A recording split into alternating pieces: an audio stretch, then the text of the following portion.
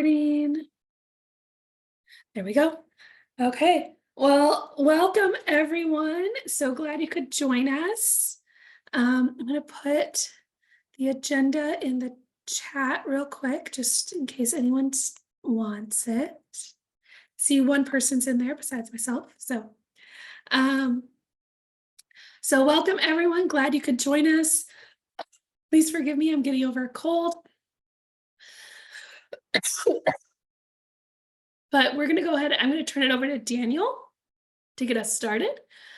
And you can take it away. Just a quick question. You want me to present first? Yes. Sorry about that. Yes. No worries. So Daniel, I was trying to not cough in everyone's ear. But I'm good now. Daniel Ramirez is with Eco Rise, and he's not, I'm sorry, Helen's first. I'm so sorry, y'all. My ADHD today is off the charts. Totally Helen Holdsworth is with the Whitty Museum, and she's going to present this a bit about some exciting stuff they have going on at the museum. And so we're going to do that. And then as I'm letting folks in, then maybe in between Helen and Daniel, we'll do intros for everyone as everyone's getting in. And so thank you so much, Helen. Go ahead and get us started if you don't mind. All right. Thank you, Sarah, for having me. And hello, everyone. I'm actually I work for the Whitty, which is in San Antonio, but I live in Kerrville, so I'm coming to you from home today. I think Sarah sent her cold over to me because I've been fighting it too. So it's going around. So I am going to be telling you about a exciting new project we're working on here at the Whitty called Expeditions in Science. So I'm going to try and share my screen and let's see what we can make happen here. All righty. So if you don't know about the Whitty, we are a natural history, science, and history museum. And we have been, we opened in 1926. And we actually, my favorite, two favorite things about the Whitty. One is it was started by a woman named Ellen Quillen, who was a botanist by trade. She was a high school teacher down in San Antonio in the 1920s and got this museum started, which is an amazing accomplishment, I think, for a woman at the time.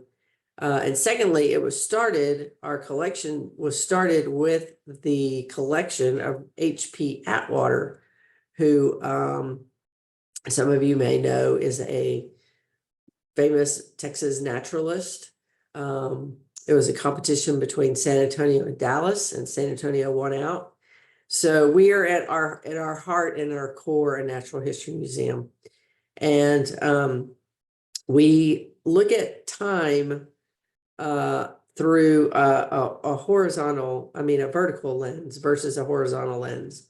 And we call it Texas Deep Time. And so we look at the dinosaurs and animals that roamed on what we now call Texas millions of years ago, to the people who lived here and lived off the land thousands of years ago, to our 300 years of legendary Texas history, to today, to the environment and our flora and fauna that make Texas home.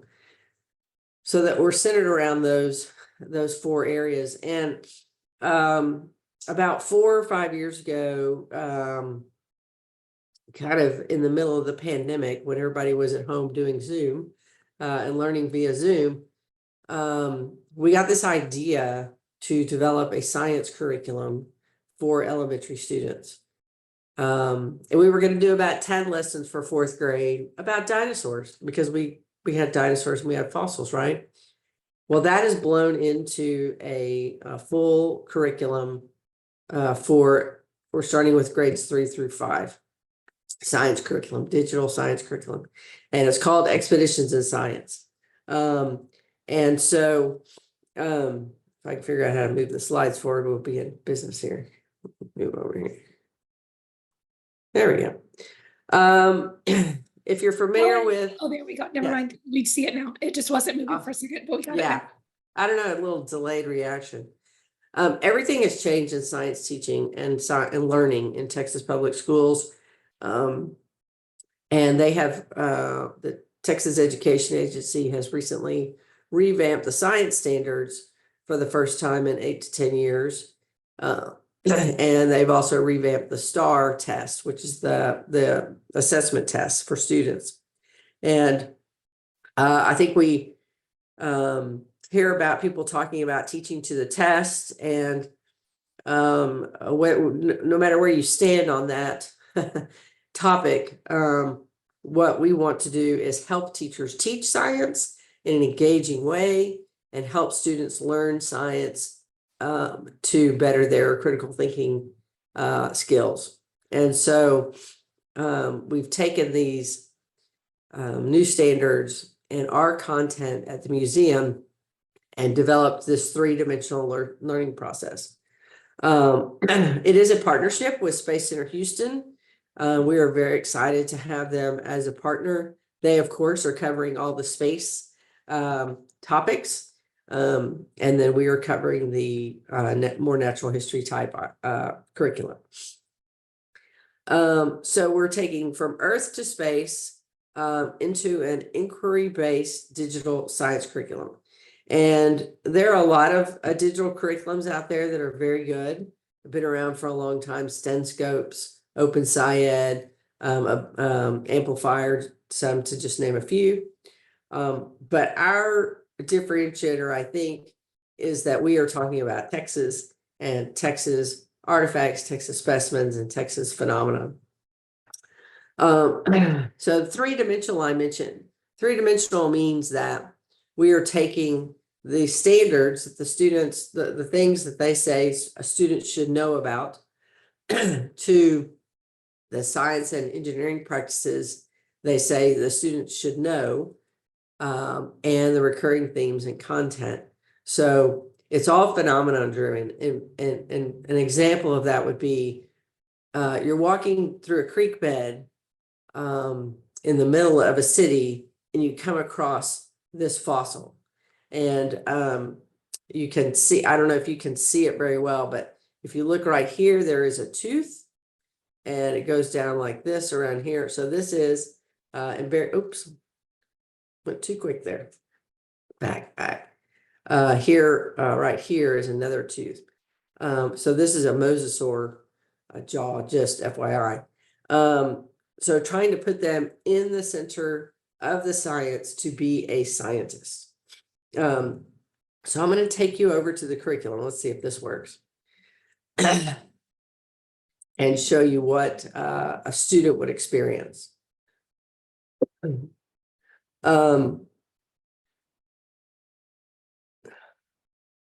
So one of the things that we all want students to learn is how to make observations. And so we've tried to make this curriculum as engaging as possible.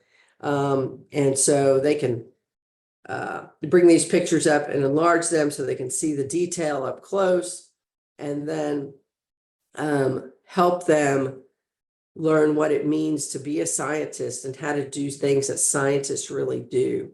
And part of what scientists do are make observations, and the more detail, the better. And so this is just a way to get them started down this path. We are all about getting kids outside, just as the master naturalists do in their all their volunteer work. And so we try and really incorporate some outdoor activities for the students when we can. And in this first lesson, that's one of the first things we want them to do is get outside and explore. But when they come back in, we again have tried to put in some fun, exciting technology that will engage them. And this is called a Matterport image. And this is the creek bed where the fossil was actually found. And so they can click on that, and they can be immersed, if you will. You call it virtual reality, I guess, in this creek bed, and then they can move around. They can explore the creek bed. They can we're at this point asking them to make observations.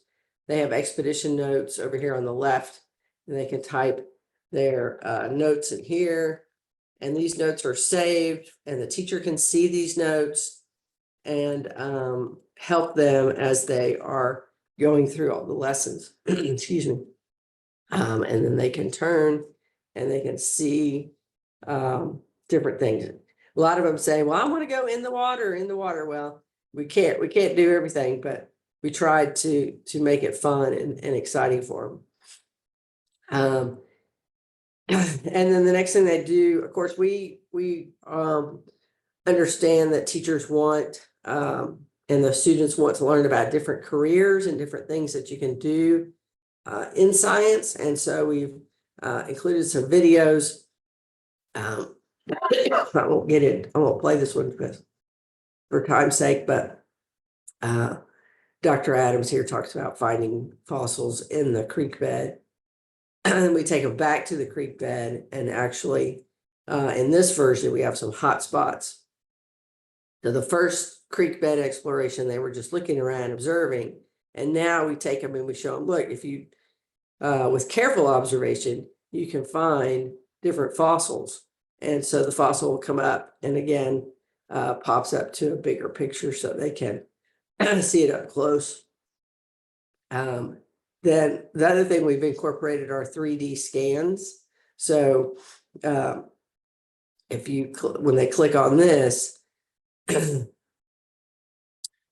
one thing we've had challenges with, as you'll see, is load time, but then they can use their mouse to turn the, they can also enlarge it a little bit, that they can see all the fossil in 3D and make observations about the fossils in that manner.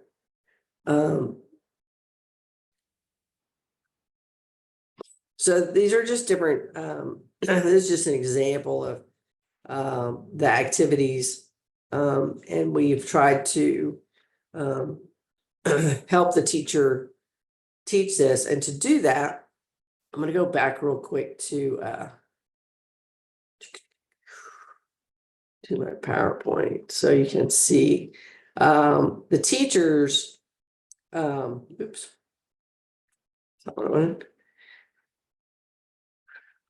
We have found that a lot of teachers are they're not trained scientists, they're trained teachers, and so they may have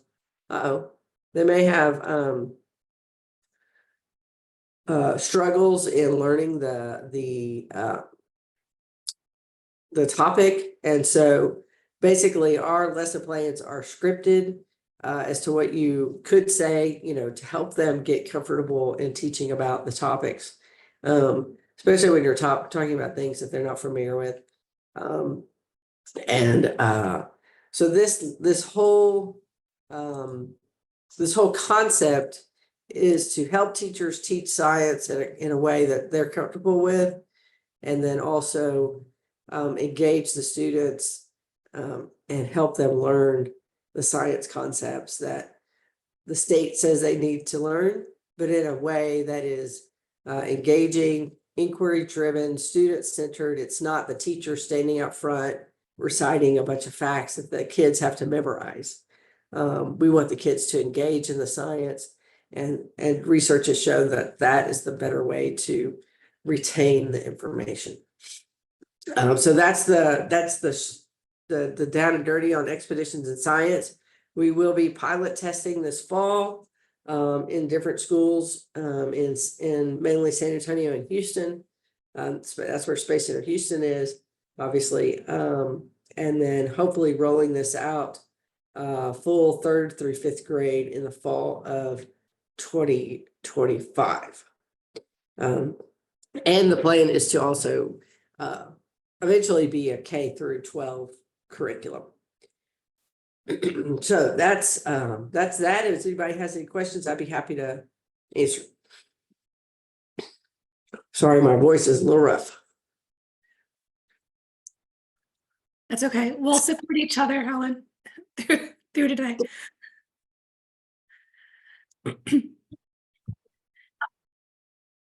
Anyone have any questions for Helen?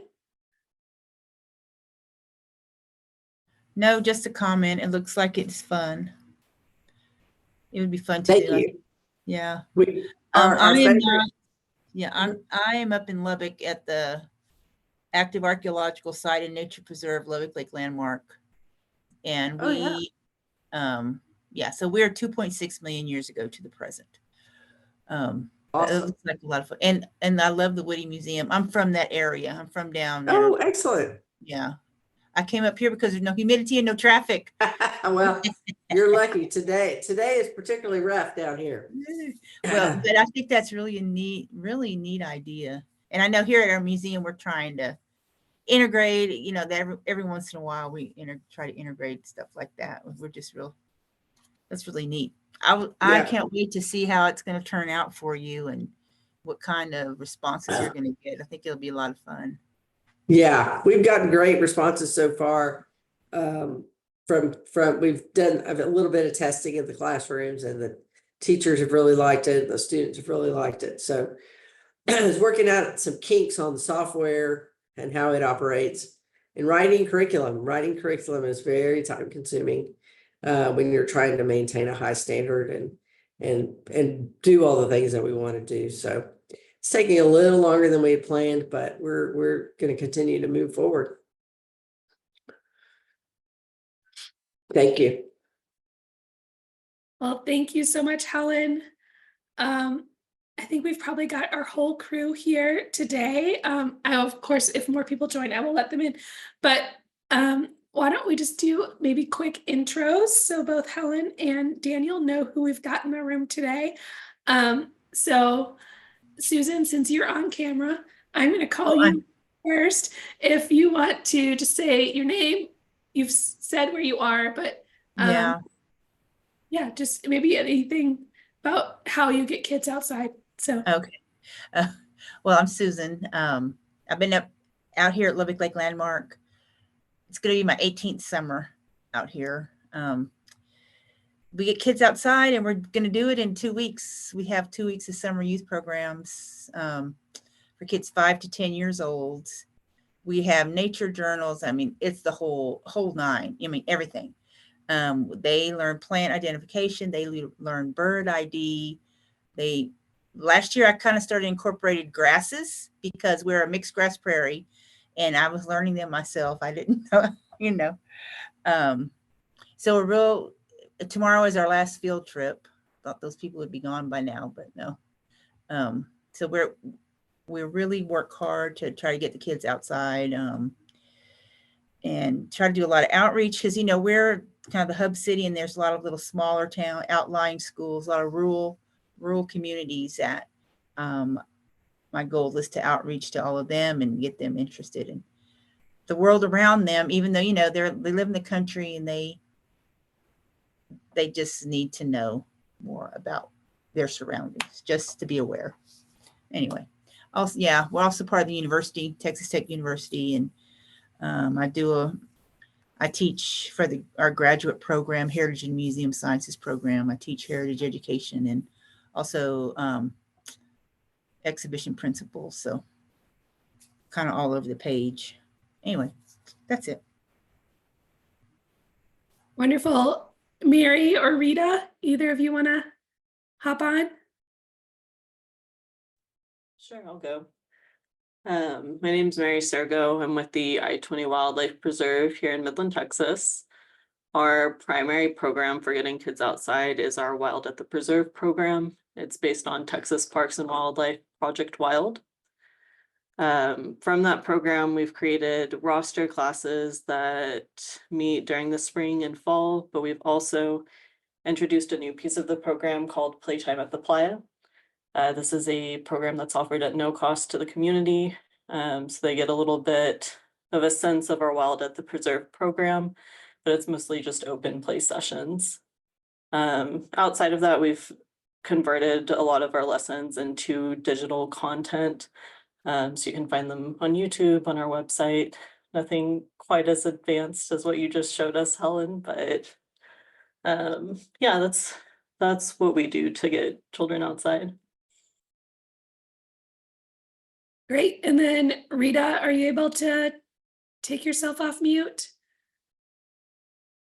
I know she's often in transit during these meetings, so she may not be able to.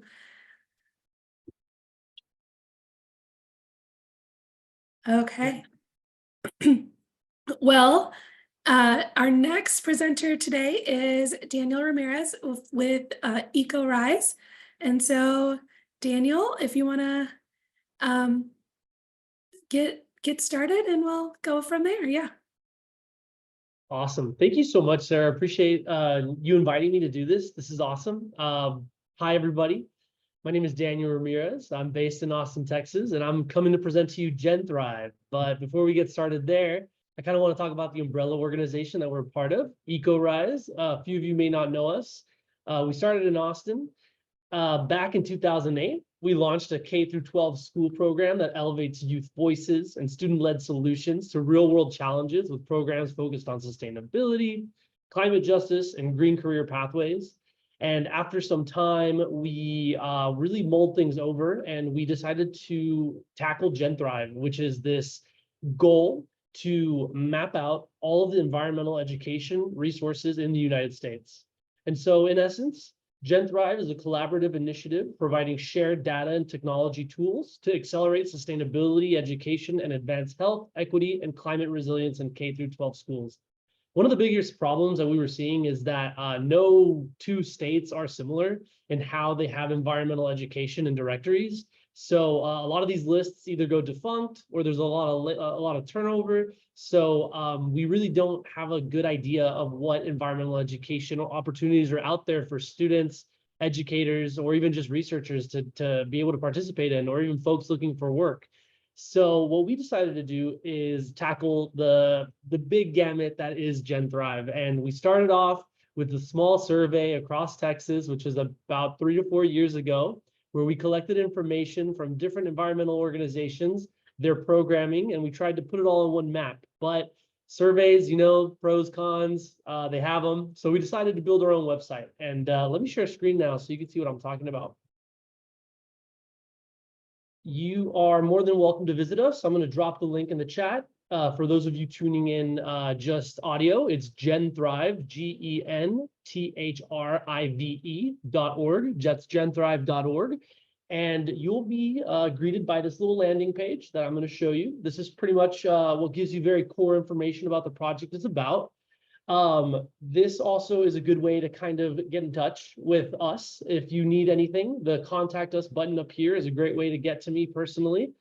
And we really decided to make this just for everybody, truly. We want the community to have more powerful tools to make better research decisions and more data-driven choices. So we want this to be used by organizations and service providers, as well as educators and students. Not too long ago, I was on the job search, right, looking for environmental fields, and not a lot came up on LinkedIn and Google. So what we're hoping is that this could be a tool that many people can use.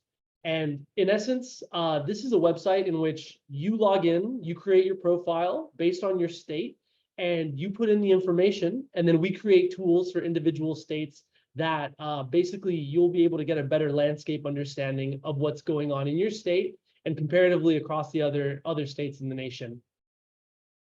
I'm going to navigate to tools and resources. For those of you that are looking, this is going to take you to this tab where you can see all of the tools that we've built so far. This kind of gives you a better understanding of what the tools are, who they're intended for. And as you scroll down to the actual tools and resources, first you'll see this hub link that'll take you to our ArcGIS hub. I'm going to take a pause there before I jump into there. I want to show you first our directories and dashboards. So this is data that we collected over the last 2-3 years. So this is all, you know, volunteer people putting in information. So this isn't us scraping the internet. This is folks just like us going in and making profiles. So our goal is to be able to simplify information and be able to show this robust data to all sorts of people. And what's really interesting here is that just right off the bat, we've simplified a lot of this data into very digestible format. So you can see exactly where all of these organizations are located. You can just, like, off of a glance, see where they're more concentrated. We've also added these 3 interchangeable graphs that break down the data between term used to describe work. So this means the highest amount of organizations use environmental education, and the lowest over here would be social justice. In Texas, the groups that are most served are K through 5, and those that are least served are college students. And moving over here, which this might not surprise many of you, the sector that is the largest in Texas is nonprofit and then government. And what's really neat is that you can really dig into the demographics or any other different graphs that you might want to see here to get a better understanding of how the data is broken down. And what's really neat is that you can use this tool to find something more specific. So we have filters to the left where you can break it down to the nonprofit sector. If you want to see what terms are used to describe this work, let's say outdoor education, and we're getting closer and closer. As you can see, we're getting less and less organizations, less and less programs. This is showing us this exact query, right? So let's do one more. How about summer courses? You know, summer's right around the corner. There might be somebody in your life that wants to see, an outdoor education nonprofit that has summer courses. So here we are. Here you get a kind of a brief breakdown. It tells you exactly what is going on in terms of the data crunched up. But what's really neat is once you've made your query, you can go to this tab to look at the organizations that are available. So here, it gives you a better understanding of what organizations are doing things in the summer. And, once you like your list, you can hit export. And this will turn into a beautiful, neat sheet for you that if you want to share this with your students or if you want to share this with anybody in your family, we've made it easy to do that.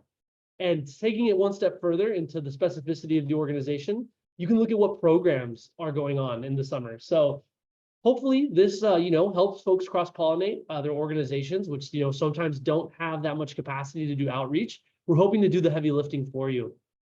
And so we're going around the United States. We're trying to map every single state and give them these dashboards, but we take it one step further as well. We're also creating ArcGIS maps, which use the same service provider or organization data, but we layer it with a bunch of other fun stuff. So our ArcGIS map, which is available for anybody in Texas for free. These tools are completely free. It breaks down into 3 different sections: education, environment, and community. And so what's really cool is that now you have free access to this map of Texas, where you can do these more specific queries, like how many private schools are there in Texas, or how many LEED certified schools are there? All right, let's keep that LEED certified tab. In this education section, there's more layers, just like Title I schools, school districts, education regions. This could help, a student or a teacher better understand what their state looks like and what available resources are nearby their schools or districts. Let's keep this LEED layer on. We're going to keep going. Hopefully we make a beautiful data lasagna, as I like to call it. So let's move on to the next section, which is environment. Here you can see things such as climate risks, pollutants, and energy or food. So breaking it down, you can see supermarket access, surfaces of underground coal mines, fracking well buffers, landfills, hazardous waste sites, or very important to Texas, USA drought. So this kind of gives you a better understanding of where there is drought in Texas. So what's really neat is you can, flick these on and off to get a better understanding of what's going on in your state, or leave some on. We're going to just go ahead and leave just the LEED schools for now. We're going to get into more specific content surrounding community. So here, very similar to the last tab, there are 3 sections. This is demographics and equity, health, voting, and infrastructure. And here you can see population by county, which, it starts giving you a little bit more of a visualization of how your state is populated. Or you can see medium household income, which kind of helps you better understand, where is their funding necessary, where maybe there's some gaps that EE could potentially be lacking, where maybe some funding could help. And we have this really neat overall social vulnerability index layer, which shows you a mix of several things, but basically these show which areas of your state are the most socially vulnerable based on several factors. And as you start going down in layers, you start getting more health things like asthma prevalence or obesity and congressional districts of voting. So the possibilities are endless here. You can most certainly use this tool and make some sort of data research claims that otherwise you wouldn't have these tools for. And what we're trying to do is constantly update these tools to have more robust data sets and improving our overall capacity to host more states. So in essence, we really want to provide these tools to you all, the people, because these can help you, make more data-driven decisions. And ultimately, you all are the key people who can help spread the word about this program. It's completely free. If your organization or your program isn't here, feel free to navigate back to GenThrive and hit the contact us button. Here, it's a direct line to me. Just tell me what state you're hailing from, which your organization is, and I'll make sure that you're on there. And once you fill out the information, we try updating our maps about once every year, so you don't have to. And like I said, we're trying to do a lot of the legwork for you all because it's, the 21st century. There should be directories that point you in the right direction for resources you're looking for. And ultimately, we're partnering with NAAEE to get a better understanding of the environmental education landscape in the entire United States. So we're asking questions like race and gender identity, like what are folks actually making up in the population of EE? What are the wages? What are the costs of this program? What are some of the demographic features that you might have been interested in? It's getting out of hand. We're collecting a lot of data, but that's never been a bad thing. And ultimately, we need folks like you to help make our data a little bit more specific. So we're always welcoming in new folks. So I just want to, extend this invitation. My door's always open. My email is daniel@ecorise.org. That is ECORISE.org. Daniel@ecorise.org. If y'all ever need anything, feel free to drop me an email or hit the contact button at GenThrive, and I'd be, more than willing to help you out. I know this is kind of a short time, but if you have any questions, I'd love to address them now. Thank you again, Sarah, for the time. I appreciate you. Yeah, thank you so much. Any questions from anyone for Daniel?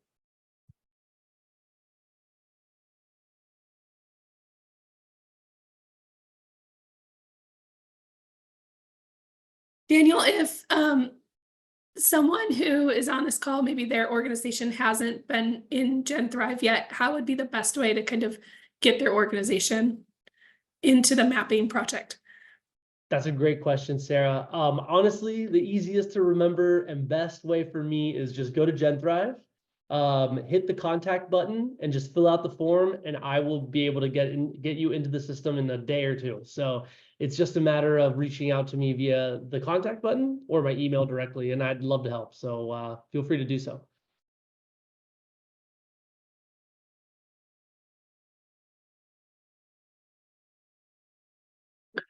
Do y'all do anything with college kids?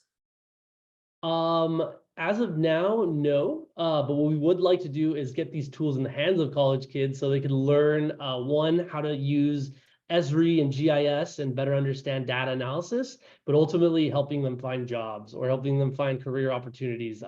We have a bit of workforce development within our directories. Like there are some organizations that offer internships and trainings to career pathways, but that isn't our main bread and butter. But hopefully, with more folks finding out about these tools, we'll get more of that. Okay, thank you. Helen, I also wonder if it could be a great tool for your land stewardship ambassadors to learn about. Definitely need to connect those two things.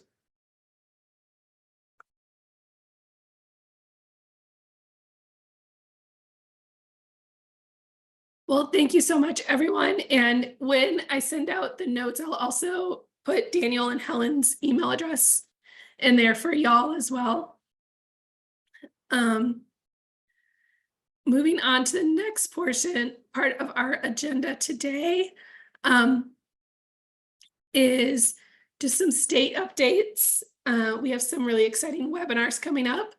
Our next one is, we'll see if my voice makes it through the webinar announcements. The next one is on green jobs, and it's June 5th with Project Learning Tree. So really excited about that one. And then if you haven't already heard, the RFP for session proposals is open right now as well. So we would love to have all of y'all at the summit. It's in Waco this year. So a little closer to y'all than Houston was. So, and it's December 11 through 13. Now, we chose those dates because we were trying to avoid finals, and we have learned we have been unsuccessful yet again of avoiding finals. We went a week later, and so did everyone else. So,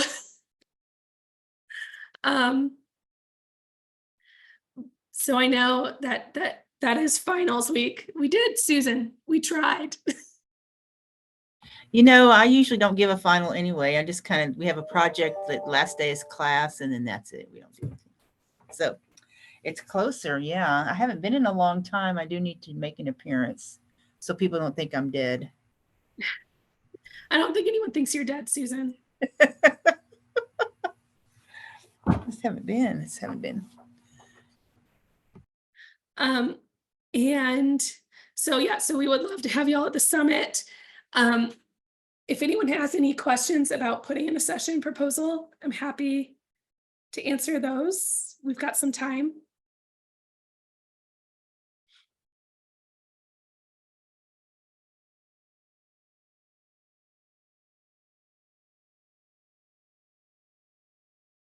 We do offer the opportunity to be both inside and outside for your sessions if you would like.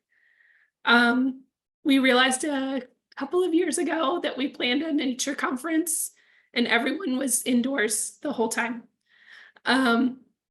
So now we specifically choose our locations next to a park so that we can do sessions outside.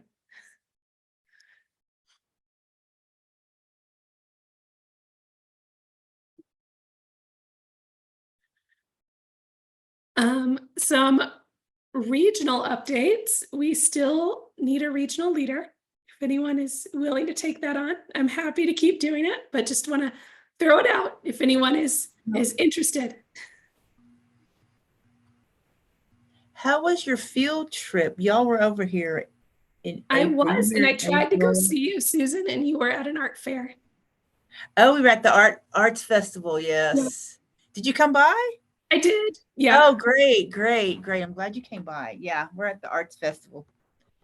Yeah, the field trip went really well. We toured around the Ranching Heritage Center and was great. Really enjoyed it. And then the next day, Susan and I went out and visited your site. I got to see a burrowing owl while I was out there, so it was very exciting. They're so odd. They're just, I love them. I just love them. Yeah.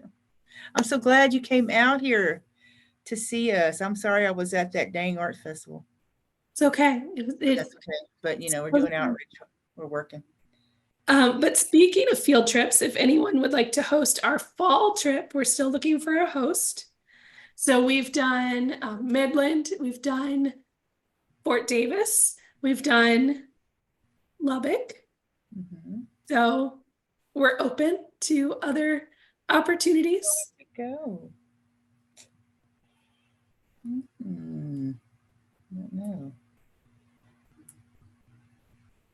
I don't know.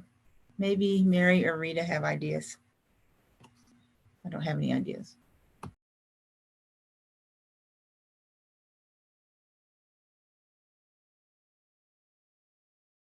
Well, if any of you come up with an idea, let me know. I'm also not afraid to poke people and ask them. So.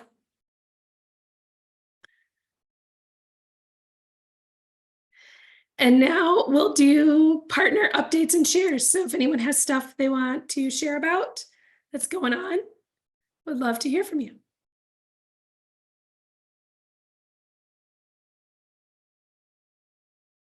We are just, like I said a while ago, getting ready for our summer youth programs. And yeah, for 8 weeks, 2 months solid, we're going to be doing that. So it'll be fun, but I think I might have 118 kids registered. I think 118, which are not all coming in one time, but all total, which I think is a good mix. And about 75%, 78% of them are repeat customers. Although there's no charge. No, we're grant funded, so it's not, there's no charge. But we also are doing a something called Conservation Academy. And I think maybe Brooke and Emery talked about that when they went to ISEA a little bit. It's for conservation of museum objects. So we're doing that. We've done that for a couple years, and we're also doing a second phase of that, and that's called Digging Deeper.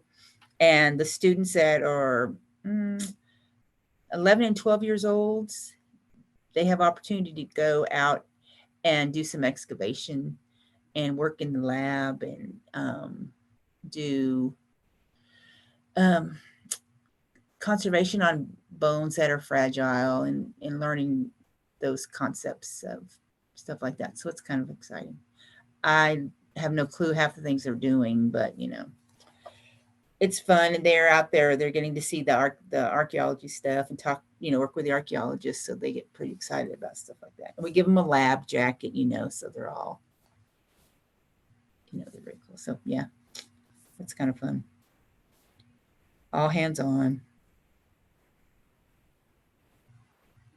That's about it. That's all we're doing. That's all we're doing out here. Night hikes. I'm going to do some hikes in the morning, starting in June. Some sunrise hikes, some night hikes. And I think that's about it. It's enough. What are other people doing?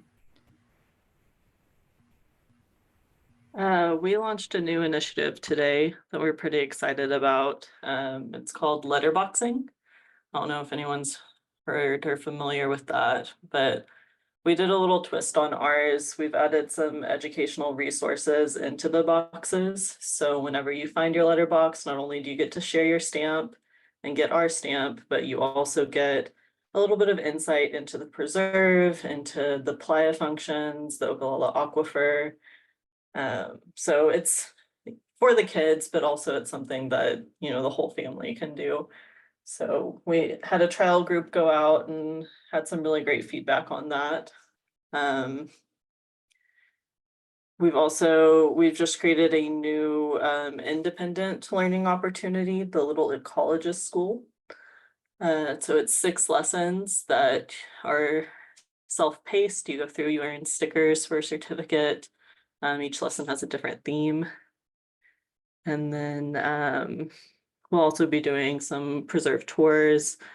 We're doing our 2nd year of our conservation job corps, which is older students. That's 11th and 12th grade.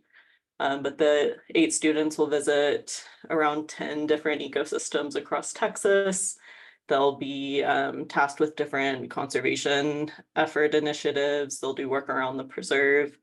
It was a big hit last year, so we're really excited that we get to do it another year. But yeah. That all sounds like a lot of fun. Yeah. It is, yeah. Sounds fun. Yay.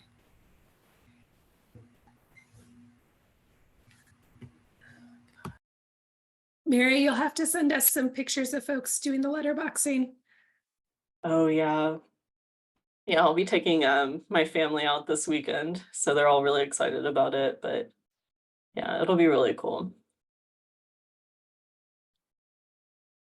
Wonderful. And then Rita put in the chat, she's having trouble with sound, but she said she sponsored an outdoor obstacle course at Benjamin ISD for the end of the school year field day. So that sounds great, Rita. Glad you could work on that.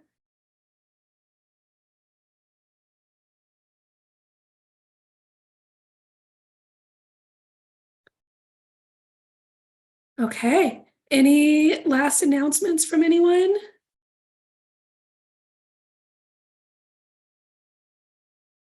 Okay.